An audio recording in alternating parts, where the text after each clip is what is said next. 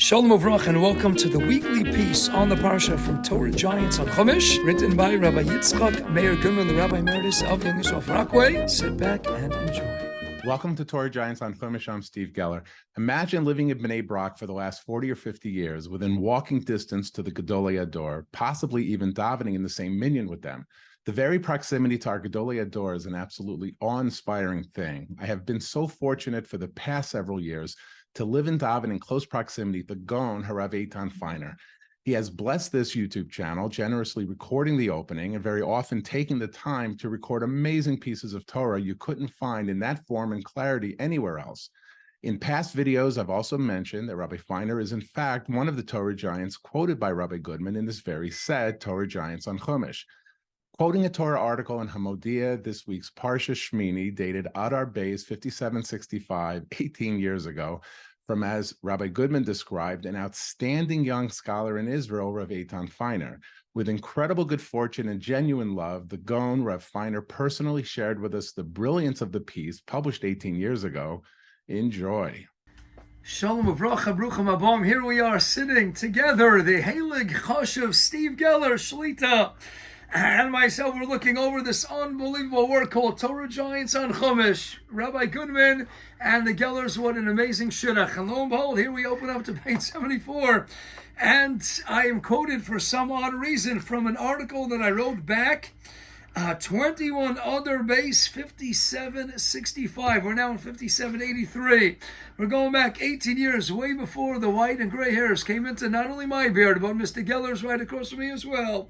And this goes back to an article that I wrote in the Hamodia weekly, where they asked me frequently to write a Dvar Torah. So allow me to sum up my piece on parsha Shmini.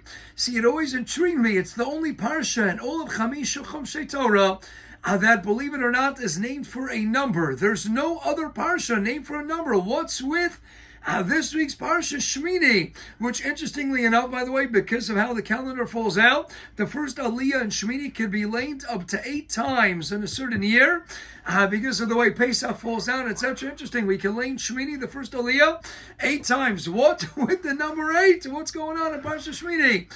So I believe perhaps, especially since we know that the name of a parsha so often encapsulates what's going on in the pages of the parsha. Something Rabbi Yaakov Weinberg spoke about frequently, the Rosh Hashiva Yisrael, something that Babitzer Rebbe Zatzal spoke about as well. So what's going on in the pages of this week's parsha? Well, we open up with the narrative, the very tragic one indeed. The 8th day of the Shmonas Yemei HaMiluim, sanctifying the new Chanukas Habayis and Nadav and Avihu, the illustrious sons of the renowned Aaron HaKohen. So what happens? They offer an Eish Zara, opinions bandied about Chazal throughout the Midrashim. What exactly was the nature of their sin? Either, according to one opinion, they went into the Holy of Holies, the Kodesh HaKadoshim, without being mitzvah, without commanding. That's the Pashup Shah. But they also went in intoxicated. They never got married. They were Morarach, Allah B'fnei Rabbo. They paskin without first consulting with their master, their teacher, Moshe Rabbeinu. It's different sins that are brought about. But what's the common denominator, the unifying thread interwoven throughout all the above? And I think the idea is something that is mentioned by Rav Gedal Yeshor in his Orgadayo, the Slonim Rebbe and his Nesiva Shalom as well. The idea of that, you know what it means to be an Eved Hashem? An Eved Hashem is someone who serves Hashem Yisbarach through Ava coupled with Yira. It's not enough to just love God. Of course, it's the higher level. You have to love the Ribono Shalom, but it's got to be coupled and accompanied by what? By the appropriate measure of fear of HaKadosh Baruch Hu. Because if it's just Ava, what do? You just run to get close to God, but then you break down all barriers. Yira holds us in place, keeps us in a structure, in a proper form, in a seder, so that we stay exactly where we need to be. The Ramban writes in Yisro, all the positive commandments, the mitzvahs say, are rooted in Avo, and of course it's coupled with the mitzvahs lo saseh, the negative commandments rooted in Yira. Parenthetically, Shimon Schwab writes, page 167 of his book on prayer, on Rav Schwab on prayer, he says when he talks about Ashrei, what's the relationship with God? Av and Yira, and thus Jews shuckle. What's shuckling all about? Ava, Hashem, I want to get close to you. Yira, I retreat in fear and trepidation. Ava, Yira, hence shuckling of a Jew. That dichotomy of Avos Hashem always coupled with Yiras Hashem. What was the chait, the grave error of Nadav and Avihu? They just wanted to get close to HaKadosh Baruch Hu, is unbridled, unchecked, and unfettered Ava. A gewaldige, unbelievable madrega of Ava. But as Rav Gedalia Shor explains, the son of a Rebbe and others explain, you have to have the requisite level of Yira, kafi your amazing hasagas of madregas and Ava. You need to have the accompanying measure of fear. What was Ava? Ava, but you have to hold it in check and restrain it sometimes with Yira. So they went to the Feiner, they brought an Yesod. They had all the noblest of intentions, but when all is said and done, it has to be accompanied by Yira. And thus, what did Nadav and Avihu do? It was all about showing that Ava, but it wasn't bounded by fear, which sets restraints to our enthusiasm. Right here, that's what it's got to be. And thus, they didn't get married. What's not getting married? The trait of a woman, as Shlomo writes in Mishlei Perek Lamed Aleph, Isha Yiras Hashem Hitis Halal. A man is all about Ava. A woman's about Yira. She holds her husband in check. She encircles the chosin 7 times under the chuppah, creating the figurative wall to hold him in check, to block him, to control him. Another video, they didn't get married. They said, we don't need wives. We don't need Moshe Rabbeinu to ask a question from. We don't need anything. Our hearts are on fire. Let's bring a fire. Let's get drunk and just let go. No, you got to be in control. You got to put the restraints on it. That's the opening narrative in parsha Shmini. And thus, what's it called? Parsha Shmini. 8 is the number. The morale and so many others explain that's L'mayla min hateva. 7 days in a week, 7 years in a Shemitah cycle, 7 Shemitah cycles in a Yovel cycle, 7 notes in the musical scale, 7 seas, 7 continents. These 7 colors of the rainbow. The average person takes 7 minutes to fall asleep. Lucky 7s, because everything in the world, dominated 70% of the world is water. 8 is L'mayla min hateva, going beyond the natural world. Parsha Shmini, as one Nadav and Avihu went beyond the boundary, beyond the set borders, boundaries and limitations. L'mayla min hateva, and that's the problem. So more, so let's add on what appears in page 74 in the original gematria that God put into my head. What's the Haftorah for Parsha Shmini? The chait of the sin of Uzzah. I know what happened by Uzzah. We had the Aron was being brought up to Yerushalayim Kodesh, and it was sitting on a wagon, and it started to shift out of the wagon.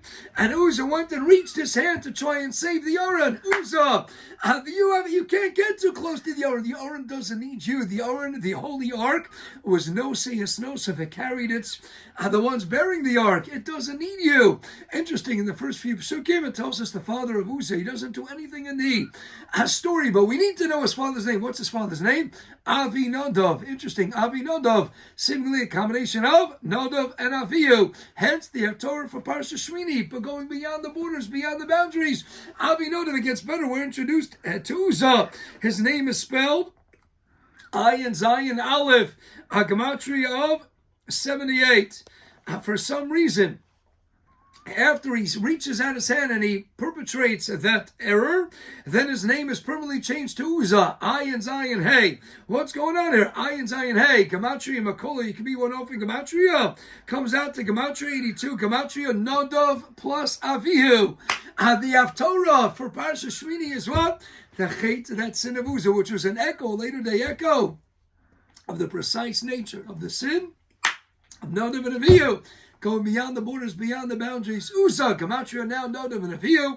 Avi Nadav, his father, Nadav Avihu. More of Rabbi Sai. In life, we serve HaKadosh Baruch Hu with what? And with Avos Hashem, but it's got to be accompanied by Yiras Shamayim.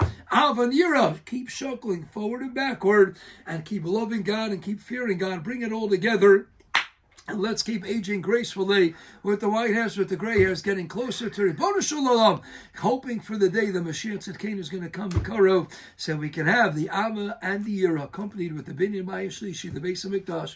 Meirav Yameinu Amen Amen. Keep enjoying Torah Giants and Chumash. Enjoy these awesome videos by Rabbi Steve Geller. Have an amazing day and a great Shabbos Kodesh up ahead. All the best always. Before we recorded that video, the Rav and I discussed how amazing of an effort Rabbi Goodman made to keep all of the beautiful, amazing different divrei Torah he came across over his lifetime, and now to share it with us. Rabbi Feiner made beautiful points to explain the mentality it takes to constantly be learning and looking for pieces of Torah that inspire us. He quoted Pirkei Avos, Perek Daled Mishnah Aleph. Ben Zoma Omer, Ben Zoma says, Ezehu Chacham, who is wise? He who learns from every man. As it is said in Tehillim, from all who taught me, I have gained understanding. Rabbi Feiner also quoted Rav Chaim ben Rav Betzalel Lowy, who explained why we call someone a Talmid Chacham. That is, if you want to be a Chacham, you always have to be a Talmid. And so it is with the amazing Goan in our midst, Rav Eytan Feiner, and with the amazing Rabbi Goodman, whose life's work is right here for you to hit the share button below, copy the link into your email or social media of choice. It's the quickest of acts to share a lifetime's work by Rabbi Yitzchak Meir Goodman.